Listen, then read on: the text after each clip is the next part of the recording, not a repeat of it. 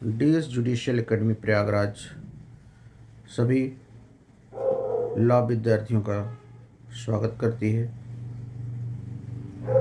यह academy Bihar APO की मुख्य परीक्षा की तैयारी के लिए एक नया बैच आज शाम 4 बजे से शुरू करने जा रही है। बिहार एपीओ में तीनों मेजर एक्ट बीएनएस, बीएसए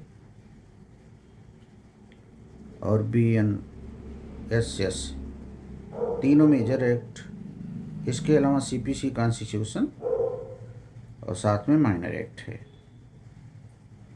इनमें से आज आपकी क्लास सिविल प्रोसीजर कोड से शुरू होगी और साथ में बिहार पुलिस एक्ट पर माइनर एक्ट की क्लास होगी। कॉन्स्टिट्यूशन की क्लास होगी। तो एक हफ्ते में आपको 3 विषय मिलते जाएंगे। यह क्लास एक टारगेट बैच रखा गया है ताकि परीक्षा के पहले पूरा हो जाए और सभी विषयों के एक एक पेपर हम प्रैक्टिस सेट भी करा दें। इस बैच के लिए आपको हम बता दें कि हम आपको रिटन मटेरियल भी देंगे। सभी विषयों के रिटन मटेरियल देंगे और साथ ही साथ टेक्निकल क्वेश्चन जो आजकल आयोग का पैटर्न हो गया है उनको हम प्रोवाइड करा के उसको हल करवाएंगे। टेक्निकल क्वेश्चन का मतलब है कि ऐसे क्वेश्चन जिनका उत्तर सीधे छात्रों को लिखने में दिक्कत होती है और जबकि उसके प्रावधानों को जानते हैं, वो सब हम अपने क्लास में ही प्रतिदिन लास्ट में 5-7 मिनट में बताएंगे कैसे लिखा जाएगा। इस क्लास को आपके लिए लाभकारी होगा। अगर इस क्लास को अटेंड कर लेते हैं तो मुख्य परीक्षा को पास करने में बहुत बड़ी सुविधा होगी। जो यह हमारा बैच है ये क्वेश्चन आंसर फॉर्म में रहेगा। पहले क्वेश्चन होगा, फिर उसका आंसर दिया जाएगा। साथ ही साथ रिटन मटेरियल आपको जितने ऑनलाइन वाले हैं उनको रिटन मटेरियल उनकी फीस जमा होने के बाद पूरी उनके पास हम भेज देंगे।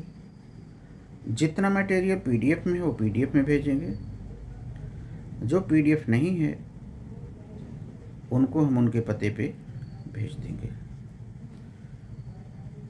एक बात और हम कहते हैं कि हमें क्यों गाइडलाइन ले लेनी चाहिए, क्योंकि हम छात्रों में देखते हैं कि जब वो गाइडलाइन लेकर के कहीं चलते हैं, कहीं लिखते हैं तो उनका परफॉर्मेंस एक अलग होता है और जब बिना गाइडलाइन के करते हैं तो उनका परफॉर्मेंस बिल्कुल अलग होता है। इसलिए अगर आप सक्षम हैं तो गाइडलाइन लेके चलिए, क्योंकि उम्र ख़त्म होने के बाद आप गाइडलाइन लेना भी चाहें तो गाइडलाइन लेने की स्थिति में नहीं। 550 वैकेंसी में 40 बच्चों ने लगभग सिलेक्शन लिया संस्थानों के मार्गदर्शन में। 88 बच्चों ने इंटरव्यू दिया मार्गदर्शन में। तो सफलता में डीएस जुडिशियल एकेडमी अच्छा मार्गदर्शन कर रही है। इस वैकेंसी में रिजल्ट जो भी आपका हो,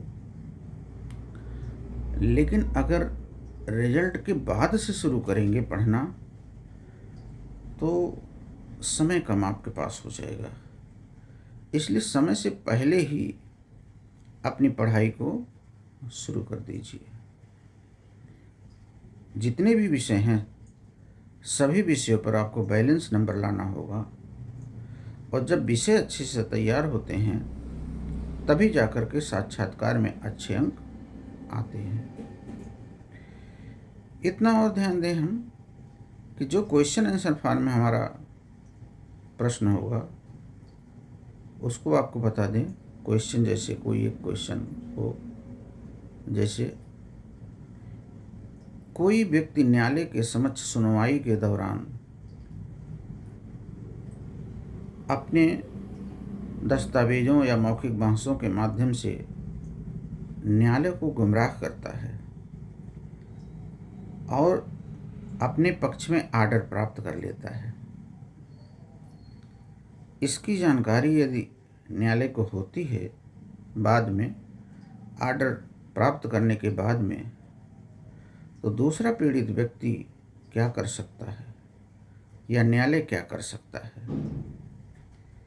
ऐसे ऐसे प्रश्नों को हम विभिन्न एक्टों में जो धाराएं हैं उन धाराओं को कोट करते हुए और सुप्रीम कोर्ट हाई कोर्ट का निर्णय कोट करते हुए उनका आंसर बताएंगे। और कोई भी आंसर 1 से 1.5 पेज से ज़्यादा नहीं होना चाहिए। अगर सिलेक्शन लेना है तो 1.5 पेज आपके नोट्स में हो। परीक्षाओं में उसका आंसर उसके अंकों पर निर्भर है कितने अंक का है, लेकिन नोट्स आपका बड़ा नहीं होना चाहिए, बहुत 2 पेज का हो, उसी में सारी बातें हों। आप बढ़ा लीजिए घटा लीजिए बाद में, लेकिन आंसर बहुत बड़ा नहीं होना चाहिए। मनोबल बनाए रखने के लिए तैयारी परीक्षा से बहुत पहले शुरू करनी पड़ती है।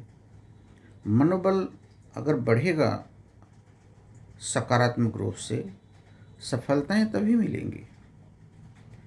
सफलताएं एक दिन में नहीं मिलती है, उसमें एक लंबा संघर्ष छिपा रहता है। तो पहले से अगर आप तैयार हैं तो आपके अंदर भय नहीं रहेगा। और जब कुछ समय आपके पास कम रहेगा तो आप हड़बड़ी में रहेंगे कि हम कौन सा लिखें, कौन सा ना लिखें, कौन सा करें, कौन सा ना करें। तो उसमें आप घबरा करके फिर गलत फैसले लेने शुरू कर देते हैं। कहीं क्वेश्चन परीक्षा में लिख करके काटते हैं और फिर समय घट जाता है। इन सारी बातों को चर्चा हम अपने बैच में करेंगे। इतना ये भी ध्यान देना है कि सफलता के लिए बच्चों के अंतर्गत एक चरित्र निर्माण की चीज़ छिपी रहती है।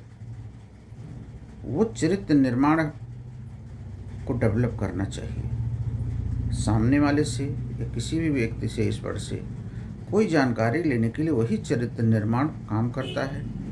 और वही चरित्र निर्माण में अगर अहंकार आ जाता है तो फिर वो सफलता उससे दूर चली जाती है। किसी चीज़ को किसी से सीखने के लिए आपको नरम बनना पड़ेगा, उसके समक्ष सीखने के भाव से जाना पड़ेगा।